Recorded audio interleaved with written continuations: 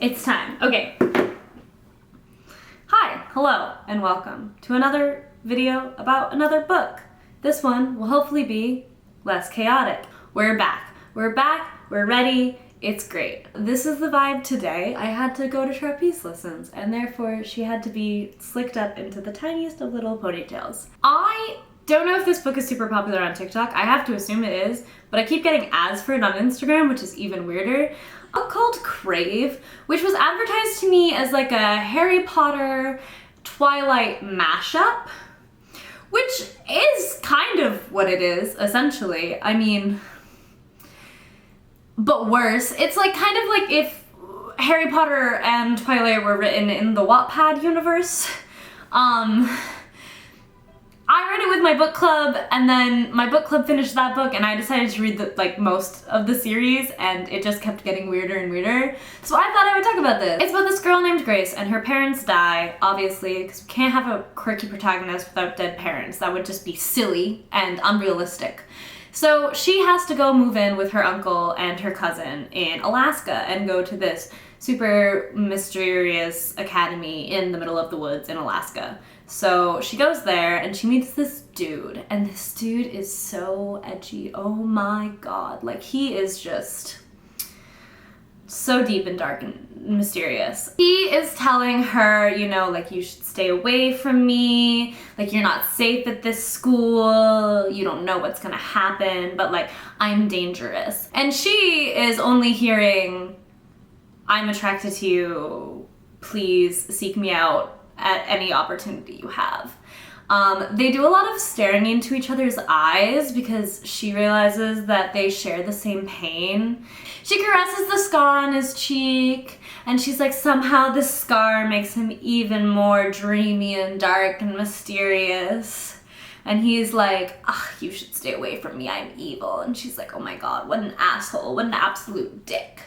And then that was like great, that happened, and then like nothing happens for fucking 100 pages, I guess. But he's dark and broody and keeps saving her from these mysterious situations, and every once in a while texts her silly jokes, and they like kind of have like a thing going, but it's like a, oh, like, I wanna fuck you, but also I'm dangerous for you, so I'm gonna stay away from you. And then she just continues going to school and being like, this is crazy, because she doesn't actually realize that she's going to a fantasy high school until page 300 of this like 600-page book, which is impressive because like all of the clues are there. Like, some of her classes are literally like the Salem witch trials and how it affected us, and I'm like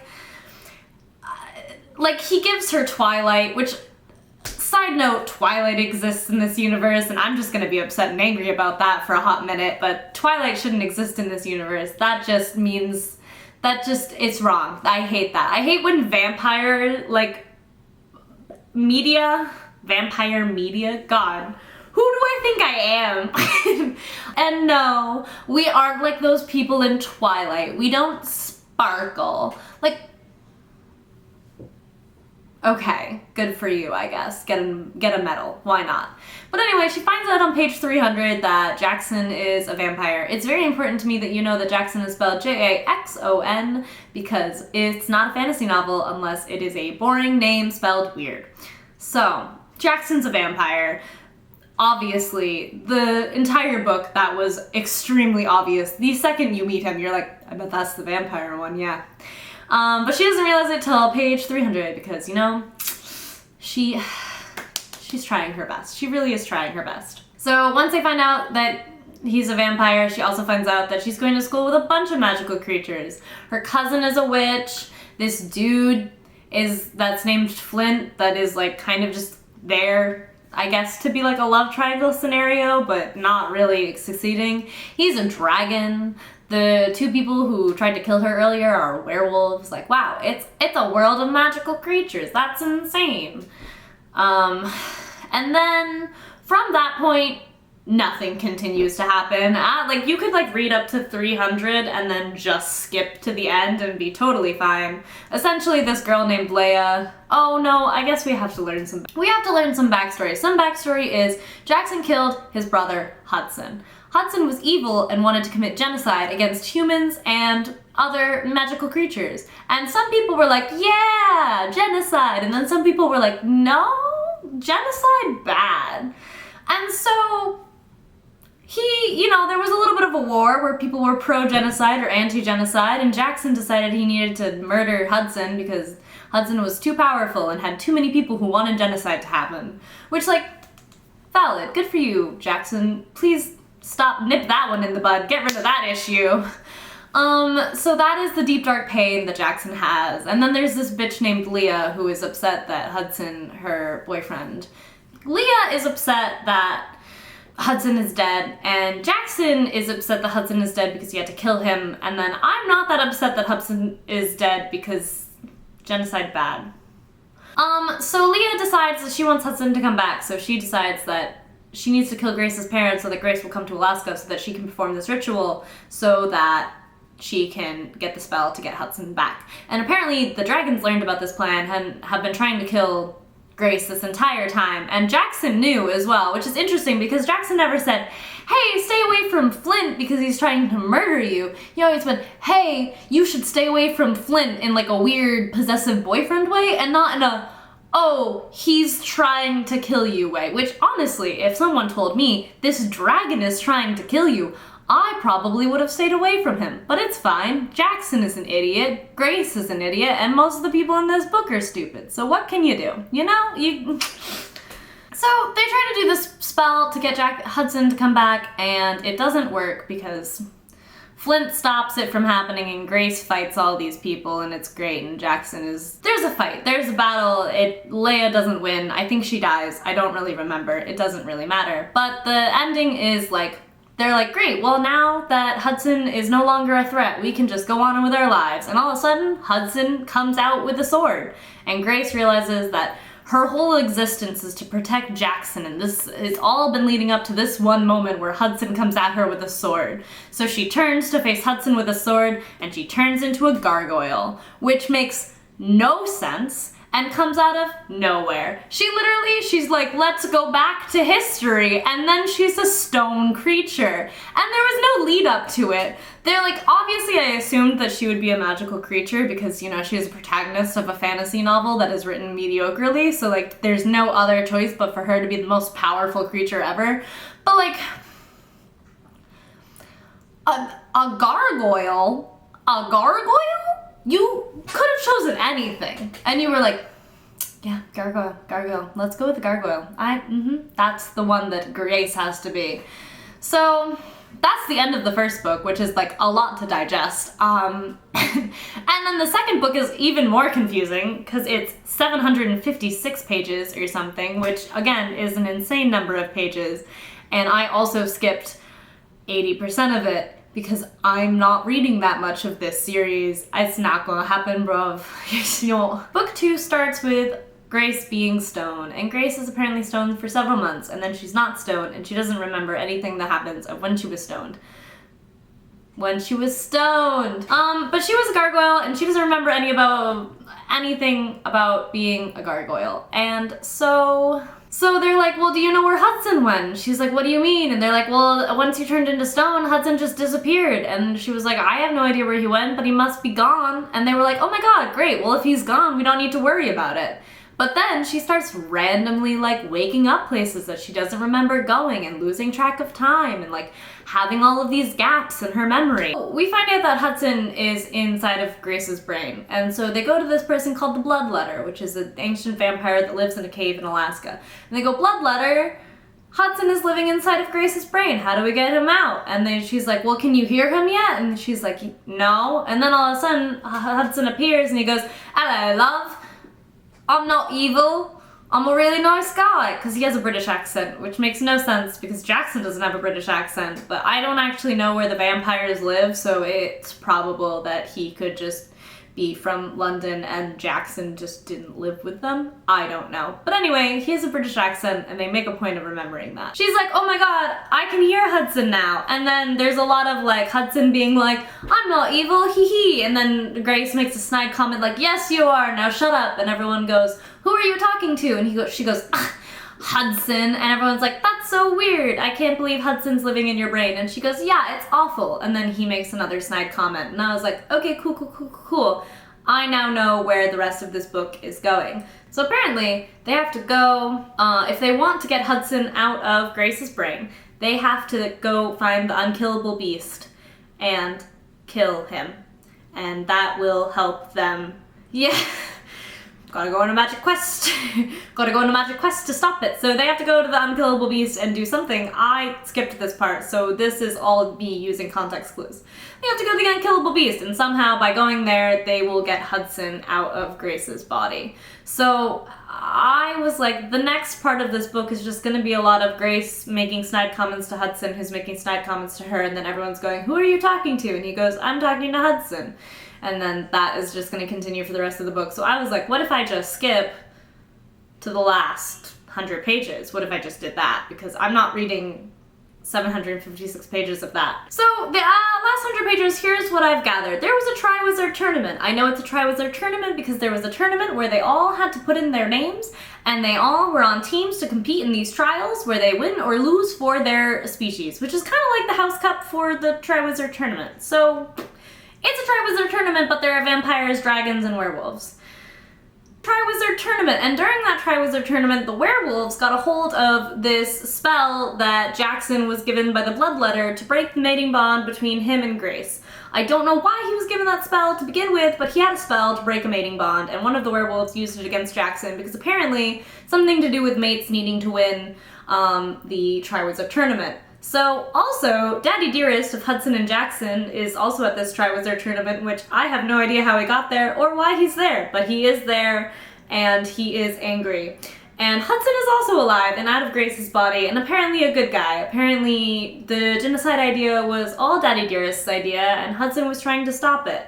So apparently Hudson is on the team of Jackson and Grace, and Grace is still a gargoyle and has mastered some of her gargoyling powers, which I guess includes flying and turning parts of her body into stone for good punching.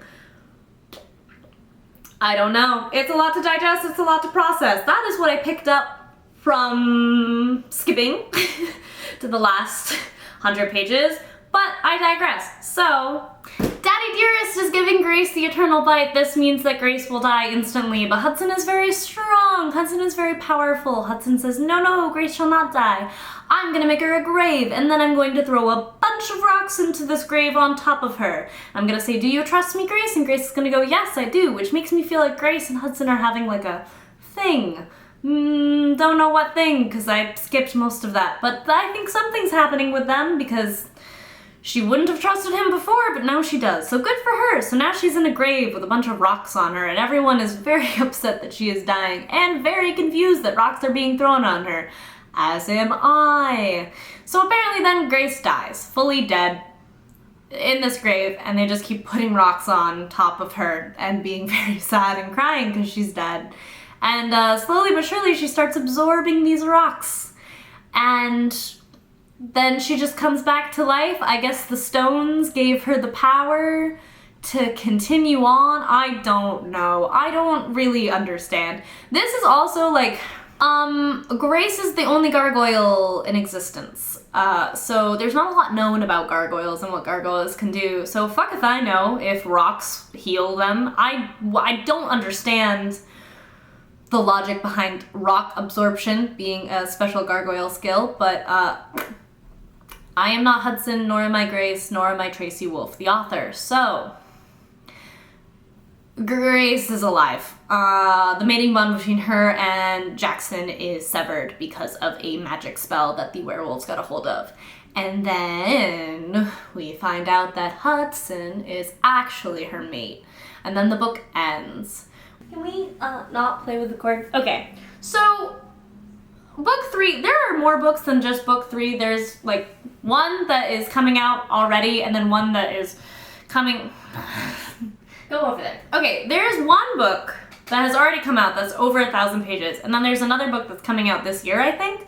Regardless, I'm not going to read them. That's too many pages. And also, I have lost interest in the story altogether because book 3 We start off and it's like Jackson is sad because he's no longer Grace's mate, and Hudson is sad because Grace still loves Jackson, and there's just a lot of love triangle-y dynamics, and everyone's like, you gotta choose one of them because this is torture for everyone. And she's like, but how can I choose when I love Jackson but I'm supposed to be mated with Hudson? I know what I need to do. I need to go back to the bloodletter, and I need to get bloodletter to break the mating bond between me and Hudson, because if she can break the mating bond between me and Jackson, she can do the reverse. So they go to the bloodletter and they're like, bloodletter, we need to know how to break the mating bond. And she's like, you can't break the mating bond. And they're like, well, me and Jackson's mating bond broke. And she was like, that's because I made that mating bond. And Grace was like, tell me more about that, please. So we find out that all of the witches in all of the land went to the bloodletter, and they were like, hey, yo, the world is unbalanced, we need a gargoyle. And she was like, okay, cool. I will grant you an unborn gargoyle, but this gargoyle is going to have to be mated to Jackson to the left of me because he is sad and deserves love. And everyone was like, great, you can mate her to Jackson. That sounds wonderful. So there are like some rules and regulations to their mating bond, but it doesn't matter because they get mated. And then I'm still not sure why there was a spell given to her to break the mating bond, but the mating bond was broken. And she was like, well, if that's what Jackson wanted, why are you upset? And she's like, because that's not what Jackson wanted. A werewolf got a hold of this mating bond spell, and he broke it. We never wanted it to break, but now Hudson's my mate, and I don't want that because it's awkward for everyone involved. And she's like, well, if Hudson's your mate, that means Hudson's your true mate. So, meh. And she's like, I don't care if he's my true mate. I don't like this British bitch. And I still want to fuck Jackson. So the bloodletter is like, okay. If you really want to break the mating bond, here's what you have to do. You have to go to the unkillable beast and release him from his chains. To release him from his chains, you have to go to the giants. Then you have to find the giant that wielded the chains. Then you have to bring those to the unkillable beast. So many steps. So in order to break the mating bond, you have to release the unkillable beast from his chains. To release him from his chains, you have to go to the giants and find the giant who made the chains so that you can release the chains. To get to the giants, you're gonna have to go to Dragonville and ask them some questions so that you can go there and be safe. And then, once you have done all of those things, he might know where this crown is that might give you unlimited power so that you might be able to break the mating bond with Hudson and make a new one with Jackson. And they're like, super cool, thank you. And then they go back to Jackson, who apparently was on a business trip to Daddy Dearest, and we find out that Hudson is wanted for genocide and will be imprisoned if he leaves the school. Grace will be going to prison with him because mates can't be separated because it's too painful to bear. So that's just a random plot line that exists. So they tell Jackson the plan to break the mating bond and to get them to be mated again. And Jackson goes, you're telling me that in order to break the mating bond, we have to do these 3 impossible things that might end up with a crown that is unlimited power that probably doesn't exist? And they were like, yeah. And he goes, that's the dumbest idea I've ever heard. And I was like, exactly, it is the dumbest fucking idea I've ever heard. Why did you write it? Tracy Wolf, you didn't have to write it. You could have written anything. You could have just been like, oh, la-di-da, you can't break the mating bond, sorry babes, moving on. But no, you had to write that, you had to write it like that. So now we have to solve like 7 different impossible quests in order to get this dumb thing going. So that is the point where I skipped to the last pages. And here's what I've discovered by skipping to the last pages. First of all, I would just like to say I skipped to the best part of the last pages because I skipped to Jackson dying, which was great for me because I was like, holy shit, he's dead. What the fuck is happening? And I had to use my context clues so hard. So here's what I've discovered by skipping 700 pages and landing on Jackson's death. Apparently, they did go to Giantville. They also went to Dragonville. They figured out how to break the chains on the unkillable beast, which is where they're at right now. They're in a little cave. Daddy Dearest is very upset with everyone involved, and Daddy Dearest has started a war. The war is raging, and the dragons did something that helped Daddy Dearest, and now they feel bad, and they are now on the side of the 4 high schoolers to the left of me. I also believe that Hudson and Grace have decided to give their mating bond a try because Jackson... So there's a war going on, and Daddy Dearest bites Jackson with the eternal bite because Jackson decided that it was his duty to go and fight Daddy Dearest alone, even though that's a stupid idea, and anyone who's ever read any book or seen any movie ever knows that that's a stupid idea. So Jackson is dying from the eternal bite. Flint lost a leg. Flint is the dragon that tried to kill Grace, but they're buddies now. Flint lost a leg and is hanging out. Grace apparently has healing powers because she is a gargoyle. That doesn't make sense to me, but maybe it makes sense to Tracy Wolf. So Grace is using all of her energy to heal Flint so that Flint does not die. And Jackson is dying and basically doomed to die. So Jackson is like, use my energy to heal Flint. And so she starts channeling Jackson's energy to heal Flint because Jackson is very magical and full of lots of energy. And Hudson is very upset that his brother is dying, and everyone's very sad that Jackson is dying. And then the Dragon Queen comes and is like, this is all my fault, I've made a huge error, and the Dragon Queen gives her dragon heart to Jackson. And apparently, if you give someone your dragon heart, you can bring them back to life. It's not as good as stones in a grave, but it'll do in a pinch. So apparently, if you give someone your dragon heart, they don't die, but the cost is you can no longer shift into a dragon, so it usually is not done. But Jackson is no longer dead. Flint is now alive, but doesn't have a leg, and everyone else is good and accounted for, except I think a few people did die, but no one that I remember. So everyone is good and accounted for, and now they're in the cave, and they are ready to go release the unkillable beast from his chains. So they go to the unkillable beast, and they go, unkillable beast, we can release you from your chains, will you show us where the crown is? And he goes, her, you gotta protect her. You have to protect her. If you want the crown, you have to protect her. And they're like, sure, we will figure out who her is later, but we need the crown now. So then he touches Grace with his hand and leaves a little crown tattoo on her, and she's like, I don't know what that means, but we gotta go back to the school and make sure no one gets killed in this war. So they all travel back to the school, unkillable beast included, and the school is empty and there's no one there, and they're like, oh my god, the battle at the outside of the cave was just a ploy so that Daddy Dearest could kill everyone or capture everyone in the school and use them against us. It's really time to figure out how this crown works, so Mr. Unkillable Beast, sir, how does this crown work? And he's like, only if you promise to save my mate, only if you promise to save her. And they're like, who's her? And he's like, no, you must save her. Gotta save her, gotta give the crown to her. And then Hudson is like, I think it's time to tell Grace about the green gargoyle string, or whatever the fuck. Which I have to assume that Grace has something to do with this unkillable beast, and also maybe has... Like, that's the thing, like, does that mean that Grace has a third mate? Does that mean Grace is about to go fuck the unkillable beast? Like, what? What? Also, I barely figured out that he was a gargoyle. I don't really understand that whole situation. He's an unkillable beast, apparently, and the crown still is just a tattoo on Grace's fingers. So I don't really know where the rest of the story is gonna go, but I'm never gonna find out because I'm never gonna read it. So...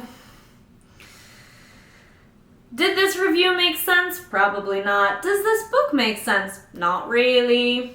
I guess if I had read all of the pages, I probably would have had more information to share with you all, but also that would have involved me reading way too many pages. And what I gathered, I think, was the story. It's just, it was a confusing story, and there's not much to it, really. I would recommend the first book if you're looking for something fun and silly, except it, like, it was only fun and silly in the first half, really. It was only fun and silly until she learned Jackson was a vampire. Because before that, it was just hilarious that she couldn't figure out Jackson was a vampire. Once she figured it out, all she wanted to do was, like, go to class and make out with him, which objectively is a pretty boring read. That's the end of my video. Those are the ends of my thoughts. If you watched all of this chaotic mess, thank you. I hope that my videos get less chaotic and more understandable, but only time will tell with that one. So yeah, if you watched this, thank you. I appreciate it. And if you know a shitty book that is really popular on TikTok but you read and were horrified by, let me know, because I'll read it. The next book that I'm reading with my book club is Kingdom of the Wicked, so I'll probably talk about that soon. I hope you have a great rest of your day. Thanks. Peace, peace.